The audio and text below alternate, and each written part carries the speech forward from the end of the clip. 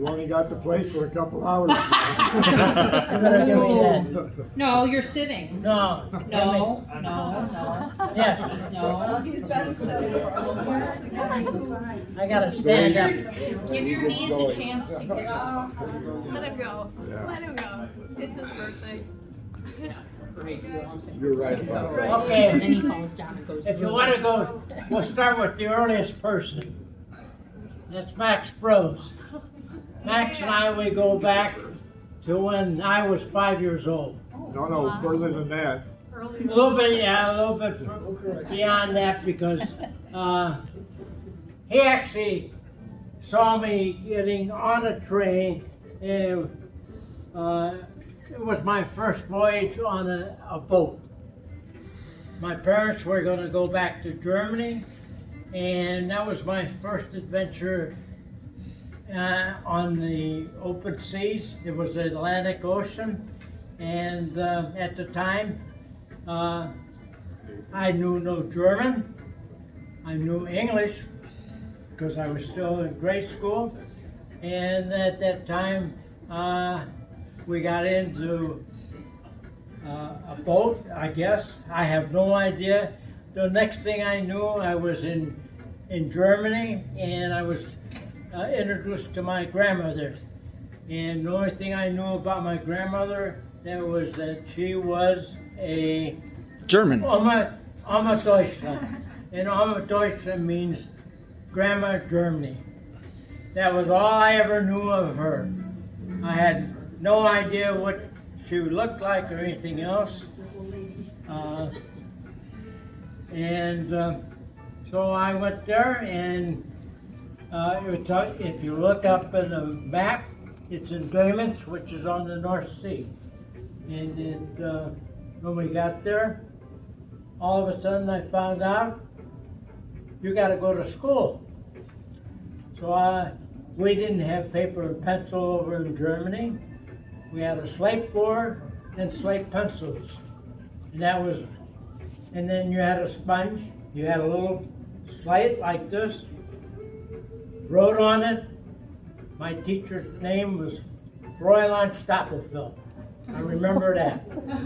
Anyway, Fräulein Stoppelfeld had the privilege of teaching me German. We didn't stay very long because at that time there was a bad guy in Germany, and he was starting all kinds of rumors and everything else. His name was Hitler.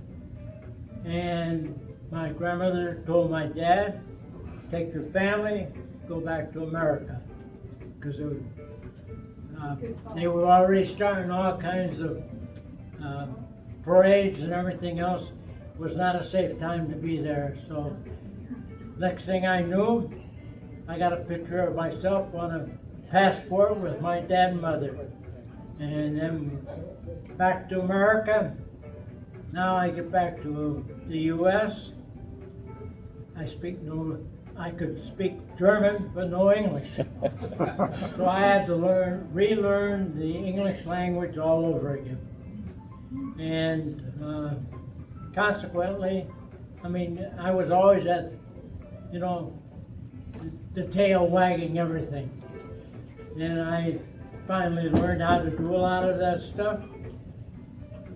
My German that I have today, I can still remember from when I picked it up when I was 5 years old. But Max and I, we commiserate, or if you want to use that word, a lot about the old times, because we go back a long ways. And then after that, his parents and my parents, they all came from Germany. At one time, like Calumet City was predominantly Polish-Italian. And certain areas had certain areas of different ethnic groups at that time. And that's how a lot of these things got started. My parents, they belonged to a German singing group in Hammond, Indiana. It was the Hammond Singer Fidelia. And they had, used to be all male, and then after a while, the males started dropping, and then they started kept bringing in females. My dad and mother were actually the last members, married couple that belonged to that club, and that's many years ago. But they used to entertain and have minstrel shows and everything else in Hammond. I mean, these were good times at that time in Hammond, Indiana, Calumet City, and everything else. Calumet City was a very good place to live at one time until World War II came along. When World War II came along, all of a sudden, Indiana became a hotbed to make tanks and things like that. So, I mean, you could see the tanks rolling by on the railroad tracks, because my parents lived, which was on Plummer Avenue, which is not exactly the neatest place anymore, but at that time, that was it. I mean, you saw the nuts and bolts and everything going by. My own lifetime after that was, I think I probably worked from the earliest days that I can remember was I used to work for gardeners, I mean, and everything else. I would take the bus. At that time, we had 2 bus lines running into Hammond. Hammond and Chicago. One was the Chappie, and the other one was the, heck was the other one, Max? I can't remember. South Shore, I believe. South. Well, there was 2 lines. South One Suburban. ran in. I mean, out of Lansing, there was 2 bus lines running, and every 15 minutes you could grab a bus and you could get into Chicago if you wanted to, or into Hammond. As I got older, I started working on the onion fields, which Mr. Heersma and his wife probably know, and your mother probably knows of that. We used to work on those onion fields, which were off of Torrance Avenue, and we had set onions, big onions, tomatoes, green beans, and sugar beets. And at that time, because it was World War II going on, we actually had German prisoners of war that came from the woods, and they actually were working alongside of us. So actually, my German probably came in handy because I could understand and talk to them. My mother actually took pity on them and she actually baked what you would call Flammkuchen. Flammkuchen is plum cake, and she took it actually down to these prisoners.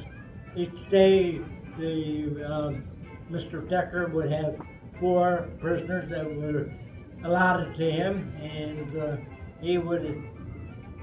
His wife came out, and it was the time between breakfast and lunch. In German, it was called Frühstück, which means that it's really the in-between time. And then the prisoners would take that time to rest up from what they were doing, because let's face it, they were probably 18, 19 years old, and the rest of us were, teenagers, wet behind the ears. We really didn't know what the heck we were doing, except that we were trying to keep up with them, and we couldn't. Because, they had the advantage of height as well as muscle strength, which we didn't have. I guess from there, after I started going to school for many years, and it took me 16 years to get my college degree. I started out with blessings from my wife at the time, and I went to Indiana University, which was in East Chicago at that time. It was only, you could only accumulate 60 hours, and after that, you had to either go down to Indianapolis and be a full-time student there, or go up to Northwestern and go to their temporary campus, which was on Ohio Street. I was already married and a stubborn German, and I'll admit it, I am a stubborn German. I am not saying that I have my faults, and I do have a temper, I do have and everything else that goes along with being a German, I guess. And Len probably would remember that because, but anyway, I did get a degree from Indiana University finally after many years. In between that, I was working or started to work at many other jobs. I worked at a Spencer Chemical, which was, we made formaldehyde, which was in Calumet City along the river. I worked for Stauffer Chemical, which made sulfuric acid, and which was located on the boulevard. Lousy place to work. And then I started working at the Ford Motor Company. I got involved with them after Phyllis and I had seen the full-page ad. They were hiring, so I went out in Chicago Heights, met some of the faculty there, and after a short resume or speech with I guess they figured I had enough accounting experience because I had already worked 2 years for a CPA firm. So I wasn't cleaning, pressing, and alterations. It was actually a certified public accountant. And in the certified public accounting, the one partner who was my boss at that time and my teacher at night, he wanted to actually take me down to Indianapolis with a friend of his. He says, we'll coach you all the way down to Indy, and he says, you'll pass the test. Again, being stubborn and everything, and having obligations already at that time, I declined and started working at Ford. Worked there for 30 some odd years. Met Larry Heim and Vince McPepper and a few others that, we had good times, we had bad times. At that time,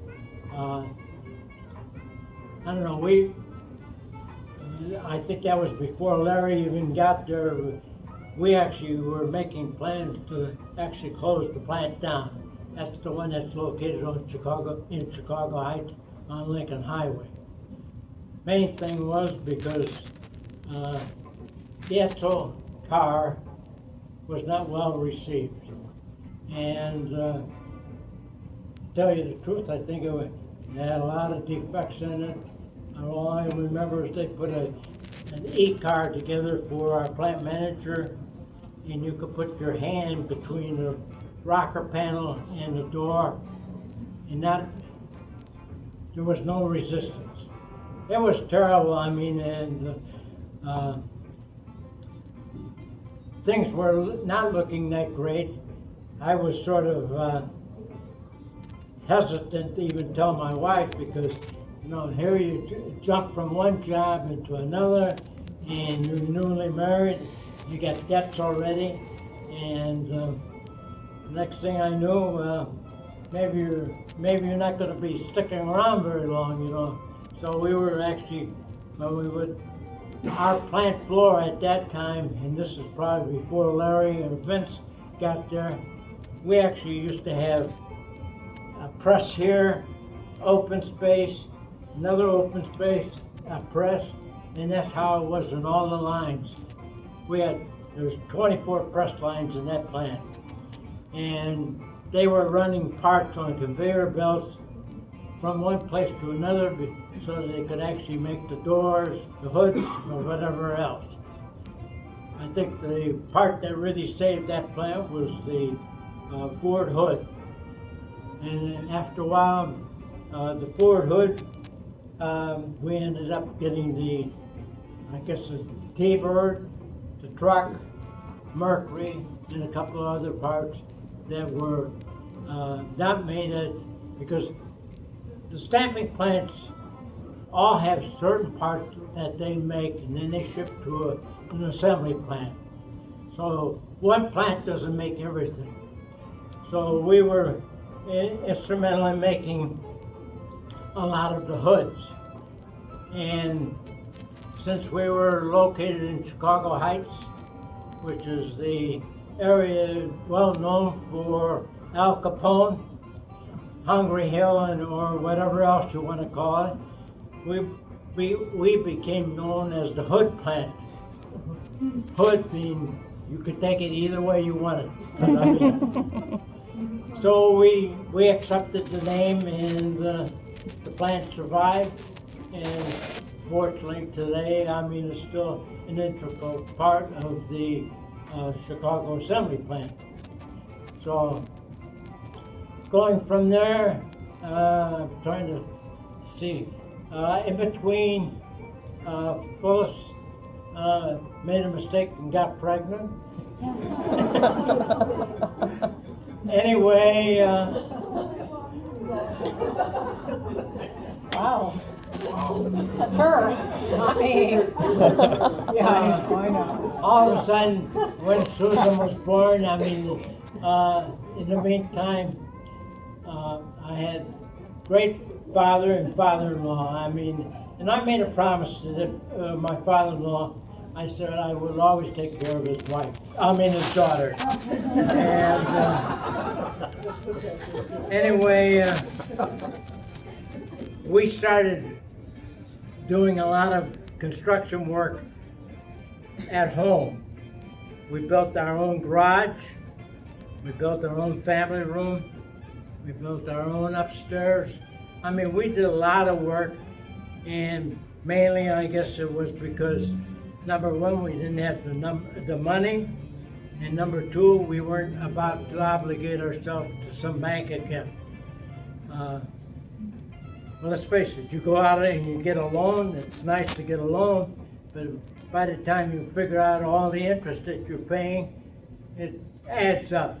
And so consequently, when Phyllis and I got married, we decided that we weren't going to take any more loans on, so that was the end of that. As I say, Susan was born, and we did a lot of things at that time, and then we started, I think that probably was the first time we took a road trip, and I think Susan may have been around 18 months old, or maybe a little bit older, maybe. And then we got the bright idea, or Phyllis wanted to see her brother, who was had moved to California, and we never had that much vacation. The most vacation I ever got out of at the Ford plant was 2 weeks. So we went up to a place in Chicago, and it was called Kathy's Drive-Away. And you could actually get a car, and you could drive out with the idea that you would, when you got out to California, you got rid of the car, and then you could fly home in an airplane. Guess what? This car was a Cadillac Coupe de Ville. It was a piece of junk. And I don't know, it probably had been driven all over the United States, and they didn't take care of the car very well. Didn't realize what all I had facing me. All I remember is that it had a side window, and I cracked that open, and I would use a metal bar, and then I could hit the door locks, which were electronic, and actually open up the car, because the only key I had for that lousy car was the ignition key. There was, the speedometer didn't work, the gas gauge didn't work, so when you were driving down the road, I mean, it was, I always had to sort of hope and pray that I was gonna get close to a gas station or something when I needed it. We drove all the way out to Tucumcari, New Mexico with that car, and at Tucumcari, I was told, well, the reason your car is drinking a lot of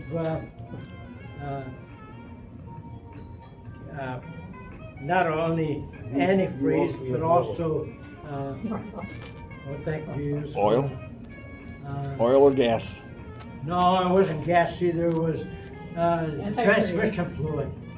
It was drinking transmission fluid like it was going out of style. And so the guy said, well, Cadillac in that particular model had a baffle thing, and it was used to actually cool the transmission fluid through the and it sounded like a good idea, except somewhere along the way that car had sprung a leak in between. So I was losing transmission fluid, antifreeze, and everything else.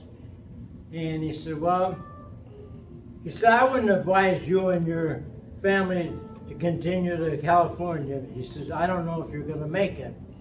So we stayed in Tucumcari for about about 3 days, and they had to get the parts by bus from, let's see, what is a major town in New Mexico? Santa Fe. It probably was Santa Fe. So they put the part on on a bus, and the bus would bring it down to Tucumcari, and then they would take the part and put it in. He says, whatever you do, he says, when you get the car to California, he says, make sure you get cash, because these dealers, if they give you a check, it'll probably have more rubber in it than anything else. I mean, we learned the hard way with a lot of things. I mean, we did a lot of things.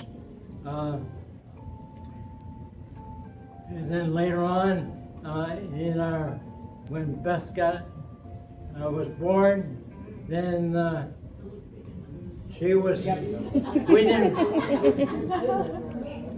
didn't get the luxury of being pampered too long either. I mean, once she got to where she was mobile, we started traveling. She got traveled, I mean, not only did we go to the north side of Chicago and see all of those things there, but then we also started traveling east. So we did many travels, I mean, and I don't regret any of them. I took one hell of a lot of pictures, excuse the language, and the one that probably sees most of it is RJ, who helps me try and put everything back in some semblance of order. Unfortunately, I mean, or it's not unfortunate, but it's due to good fortune, Phyllis and I were actually able to do a lot of traveling. Our goal was to actually show our daughters what they weren't seeing in school anymore. I mean, geography and some of these other things, it was like it didn't exist anymore. And we wanted them to actually see what this country looked like. Today I wouldn't recommend it because, number one, I think people have destroyed too much of it already. I mean, you gotta go to a lot extremes now to actually see anything worthwhile. I mean, we were actually able to take them to many historical places, things like that. We didn't have any. Phyllis was my navigator and my map reader. So we didn't have any of this fancy stuff, you know, where you plug it in and hope that. GPS. Yeah, well, we didn't have any of that. Our cars didn't know what that was. But we actually went along with all of it. And Phyllis and I actually did cover 50 states in our lifetime. So not a lot of people can say that, but we can. We also did a lot of, after we became empty nesters, if you want to use that word, and cut it short. Oh, he's gonna serve the ice cream. You can keep talking. We're gonna sing to you. Okay. We're gonna sing, and then he's gonna bring in the ice cream, and we'll Okay. cut the cake, and then you can keep talking, and everybody can eat, and Okay. you can keep talking. Okay. So we're gonna sing to you, right? Yep. Ein, zwei, drei. No, he has to light the candles, or somebody has a lighter, right? You know what ein, zwei, drei is? 1, 2, 3 in German. So we're gonna sing, so why don't you sit down, Dad? Dad, sit down next to your cake. Here I'm on a roll. I know you are, but people have to still drive to like Gurnee and places beyond. All right, talented Mary Pierce, you started. Happy birthday to you. Happy birthday to you. Happy birthday, dear Gerhart. Happy birthday to you and many more. That's right. Yay. Blow out your candles. 95 of them. Here, you wanna sit, or we'll move it. So you don't have to get moving that. There you go. Yay! It doesn't take me that long. We should put 95 candles up then.